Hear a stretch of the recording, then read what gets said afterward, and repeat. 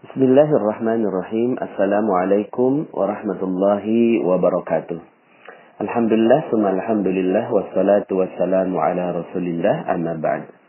Alhamdulillah Bapak Ibu, bagaimana kabarnya semua hari ini? Semoga selalu dalam lindungan, keberkahan, kemuliaan, dan kejayaan dari Allah Subhanahu wa Ta'ala. Hari ini saya ingin menyampaikan materi tentang cara cepat mendapatkan anak, ya. Begini Bapak Ibu, anak itu sebenarnya adalah hak Allah Subhanahu wa Ta'ala, ya.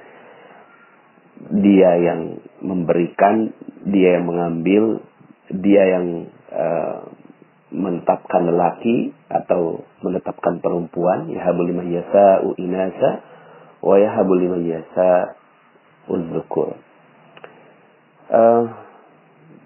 Jadi sebenarnya Allah Subhanahu wa Ta'ala ingin membuat kita mendapatkan ketenangan dalam urusan anak ini.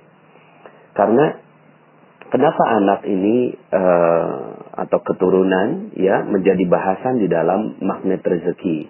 Karena ternyata ada banyak sekali yang merisaukan kehidupannya hanya karena nggak punya anak, gitu ya.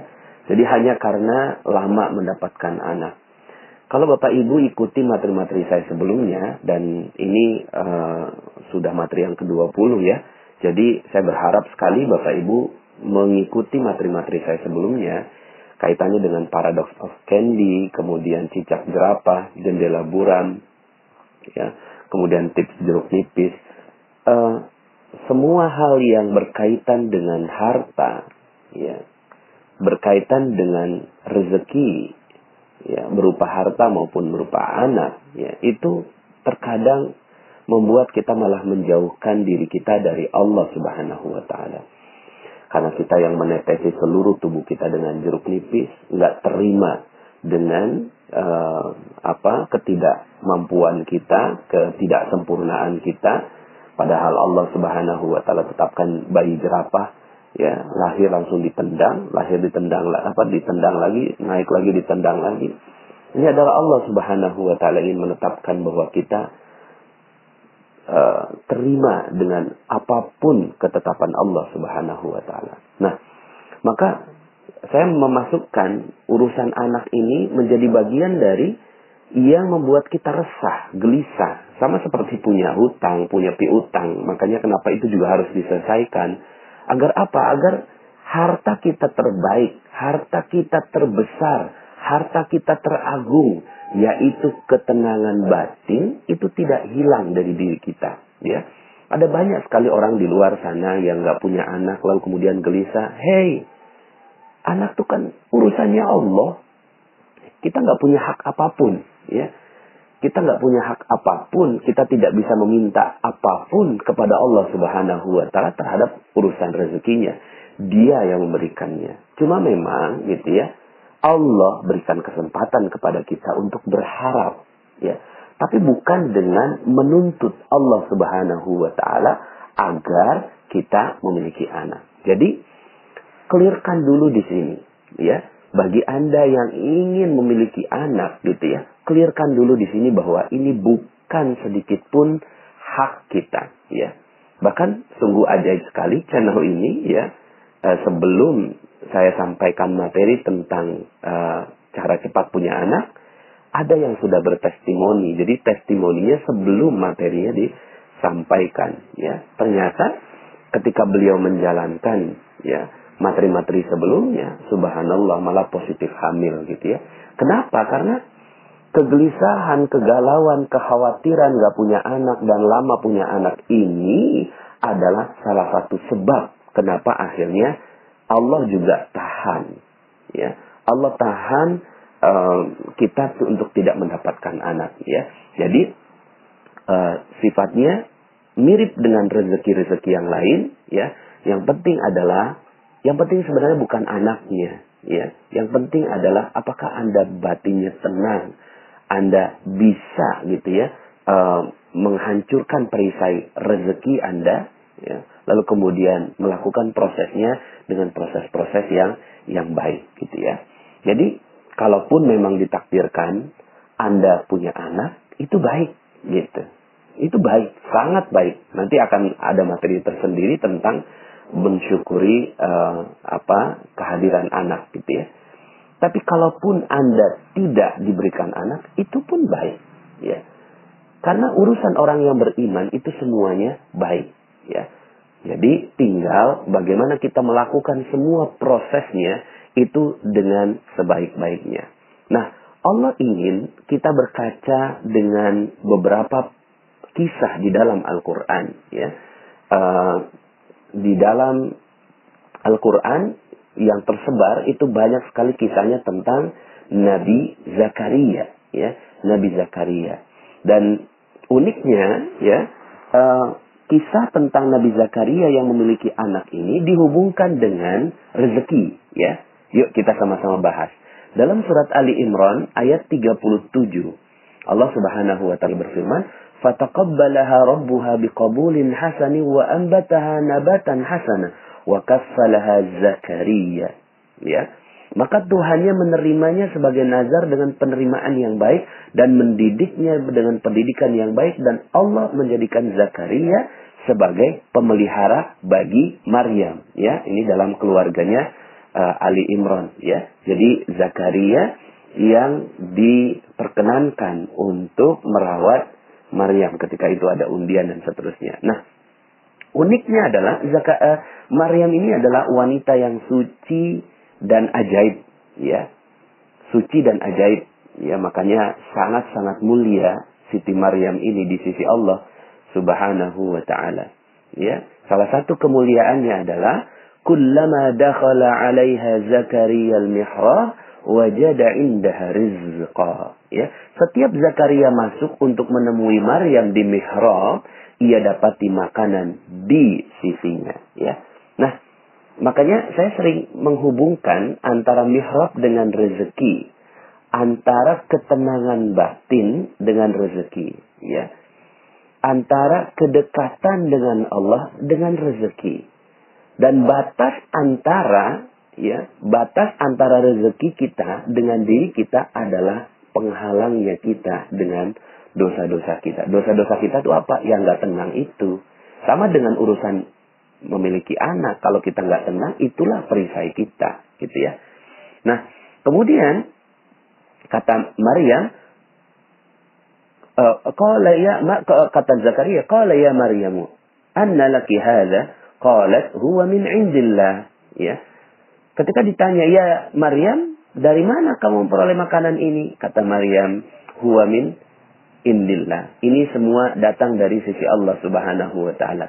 Innallaha yarzuqu man yasha'u bighairi hisab. Sesungguhnya Allah memberi rezeki kepada siapa yang dikehendakinya tanpa hisab. Nah, dengan pelajaran ini, Nabi Zakaria akhirnya bisa memahami, oh ternyata untuk dapat rezeki itu begitu, gitu kan? Untuk dapat rezeki itu masuk mihrab, begitu. Untuk dapat rezeki masuk mihrab. Materi saya dari nomor 1 sampai 19 berusaha untuk kita masuk ke dalam mihrab. Mihrab itu apa? Tempat sujud. Sujud apa? Sujudnya di dalam hati kita.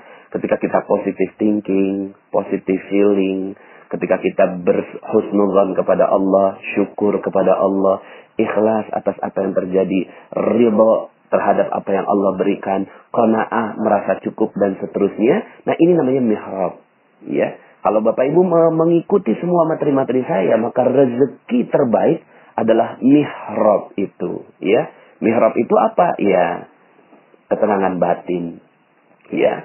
Maka hunalika da'a Zakaria rabbah. Begitulah akhirnya Zakaria berdoa untuk punya anak. Begitu Bapak Ibu ya. Jadi subhanallah, di sanalah Zakaria akhirnya berdoa kepada Tuhannya. Nah, kalau tadi Maryam itu rezekinya makanan, maka Zakaria ingin meminta rezeki berupa anak. Apa doanya? Nah, ini juga Anda bisa jadikan ini sebagai doa ya. Qala rabbi habli min ladunka dzurriyyatan thayyibah innaka sami'ud du'a. Ya. Saya ulangi, rabbi habli min ladunka dzurriyyatan thayyibah innaka sami'ud du'a. Sekali lagi. Rabbi habli min ladunka dzurriyyatan thayyibah innaka sami'ud du'a. Ya Rabbku, berilah aku dari sisi Engkau seorang anak yang baik. Sesungguhnya Engkau maha pendengar doa. Nah, Bapak Ibu, tapi mari kita lihat sama-sama alurnya. Alurnya yang pertama, kisah Maryam dulu, mendapatkan rezeki. Yang kedua, Zakaria belajar dari kisah Maryam mendapatkan rezeki. Yang ketiga, Zakaria melakukan proses mihrab itu, yaitu ketenangan batin, ya. Seperti yang saya lakukan kepada Bapak Ibu semua, tenang, cool, santai aja gitu ya. Dapatkan ketenangan batin itu. Baru kemudian setelah proses itu berjalan, langkah keempat, berdoa. Ya, jadi tetap berdoanya dilakukan di ujung ketika batin kita udah, ya udah, ya Allah, kalau memang ini rezeki aku, emang punya anak, alhamdulillah. Enggak apa-apa. Tapi kalau Rabbi habli Rabbi habli min ladunka dzurriyyah.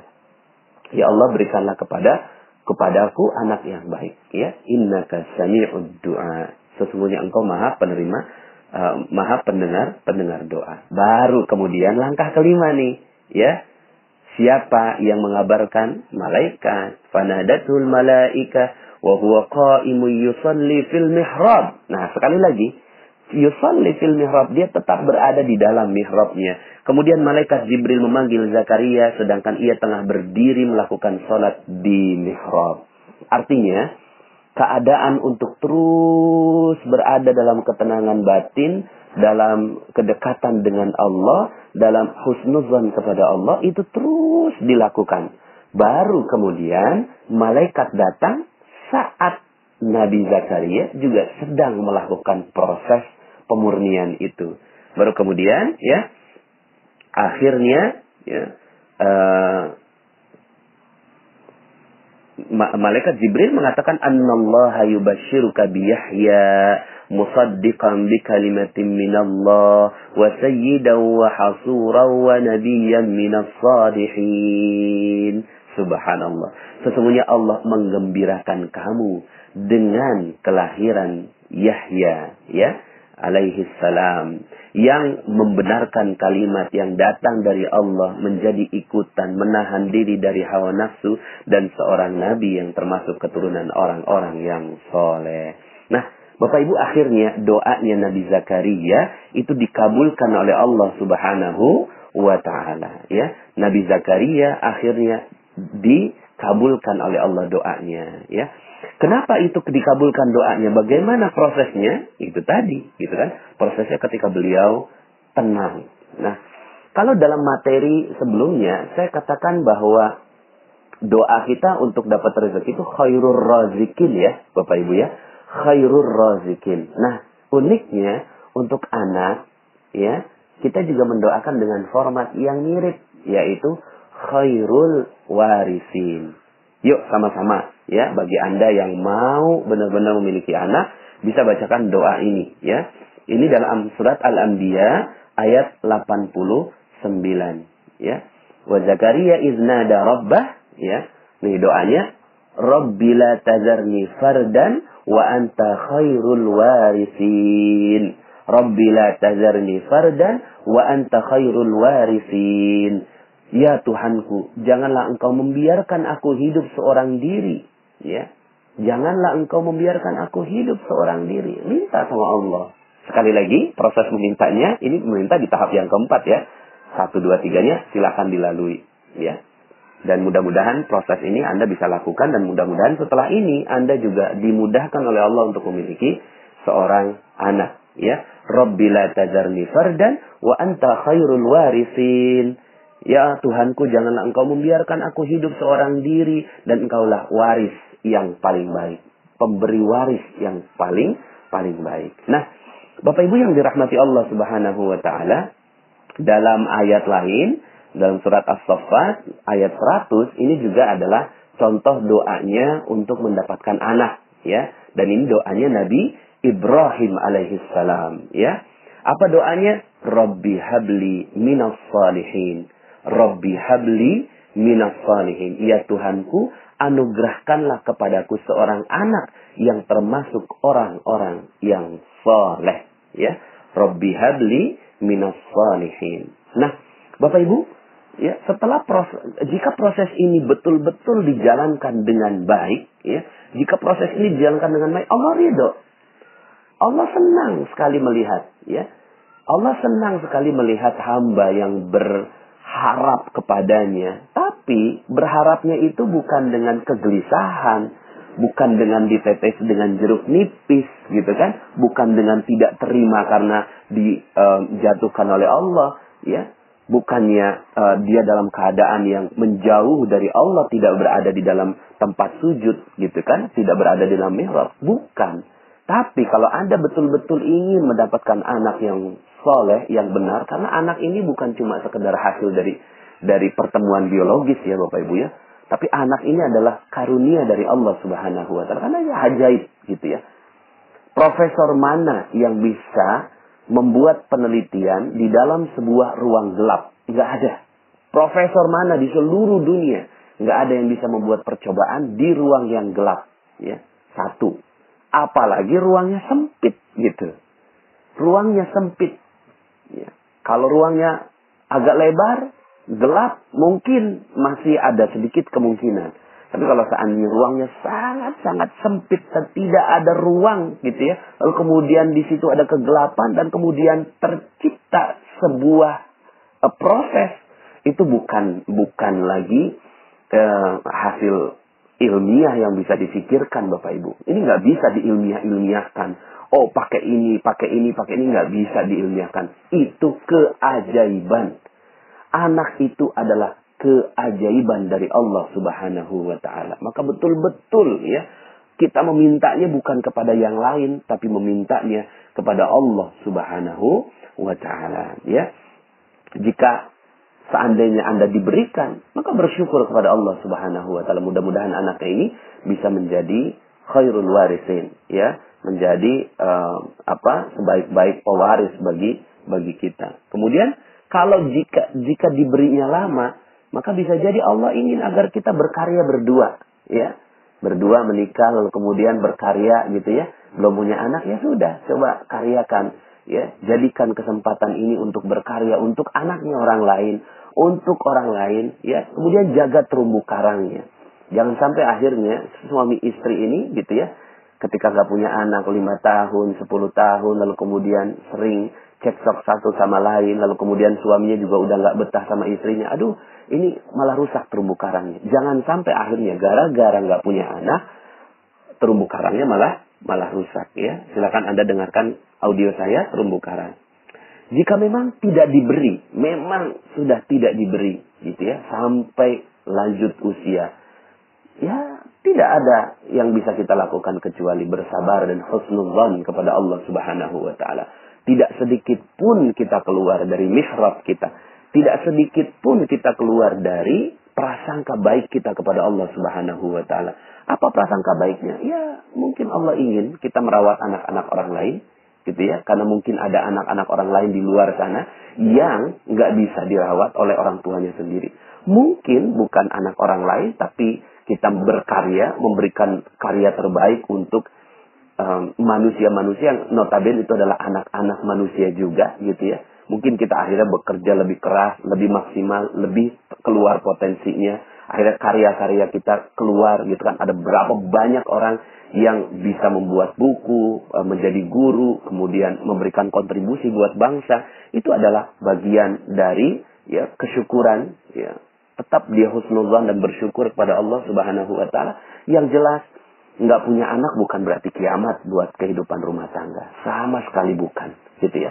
Seorang suami ketika istrinya tidak punya anak, gitu ya, maka dia harus tetap memuliakan istrinya. Karena walau bagaimanapun kita sudah bersumpah janji di hadapan Allah dengan akad nikah itu kuat sekali mitsaqan ghalidha.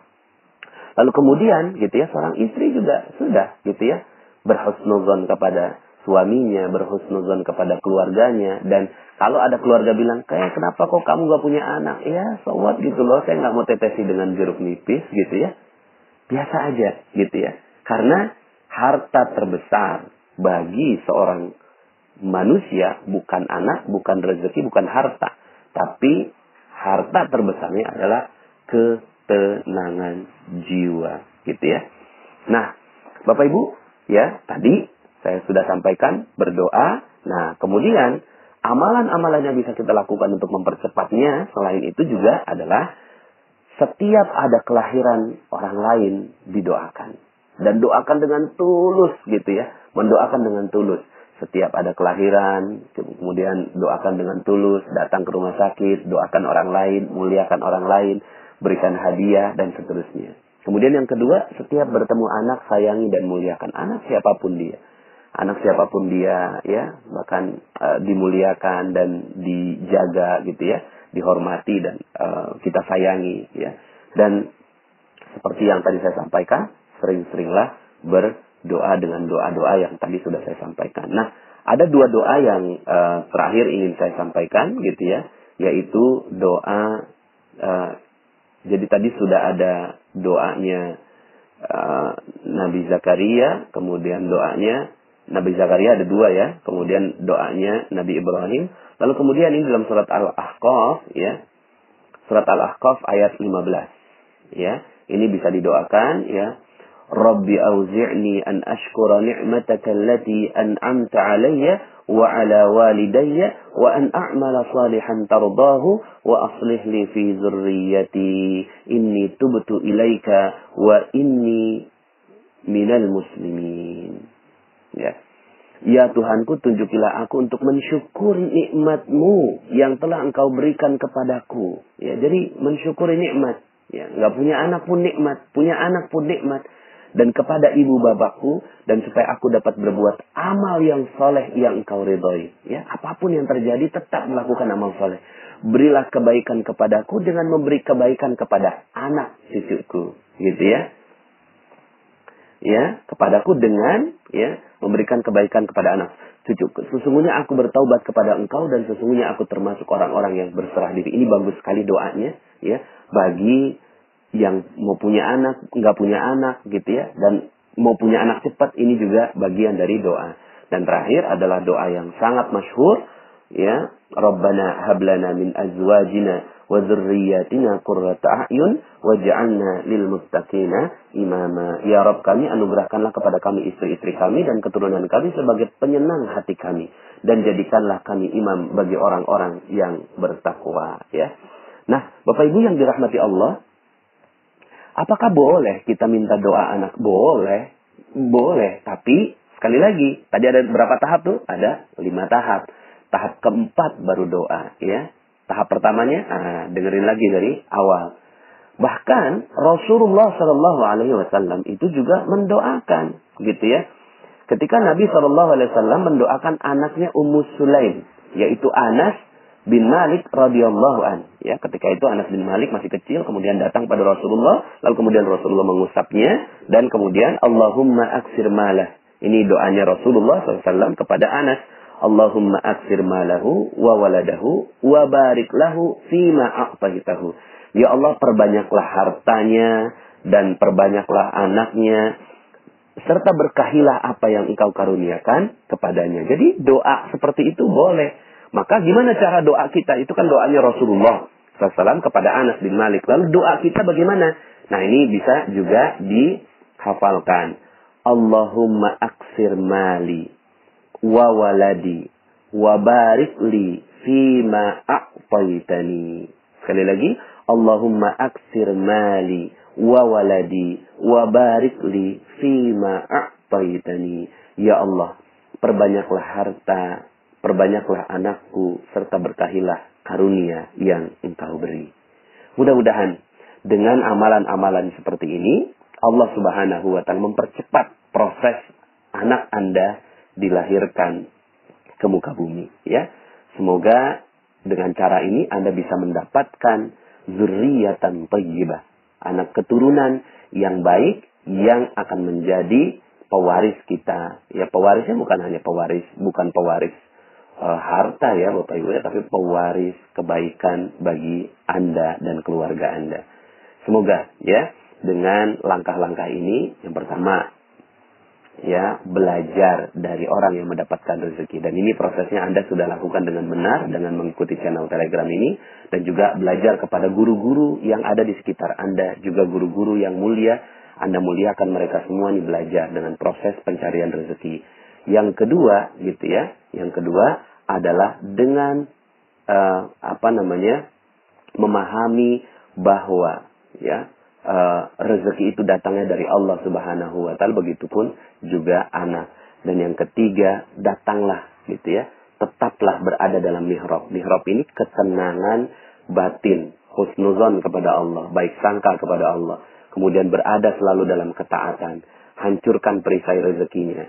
Kemudian jangan tetes dengan jeruk nipis. Kemudian jendela buramnya dibuka. Lalu bersyukur kalau seandainya harus menjadi cicak dan jerapah, gitu ya. Nah, hal-hal seperti ini ya yang bisa Anda lakukan. Lalu kemudian ya yang keempat adalah berdoa kepada Allah dengan doa yang sungguh-sungguh. Insya Allah yang kelima akan terjadi. Allah Subhanahu wa taala mengirimkan kabar kepada Anda bahwa Anda pantas untuk mendapatkan titipan anak dari Allah Subhanahu wa taala. Kalaupun tidak mendapatkannya, maka semuanya pasti baik. Jangan keluar dari husnuzan billah atau positive thinking terhadap Allah. Jangan keluar dari terumbu karang. Jangan merusak terumbu karang. Hubungan-hubungan dengan siapapun tidak boleh dirusak hanya gara-gara urusan anak ini. Dan ya, semoga kita semua mendapatkan keberkahan yang berlimpah dengan amalan-amalan soleh kita. Terima kasih. Mohon maaf atas segala kekurangan. Aku qouli hadza wa astaghfirullahaladzim li wa lakum. Saya Nasrullah. Sampai jumpa di audio-audio berikutnya. Assalamualaikum warahmatullahi wabarakatuh.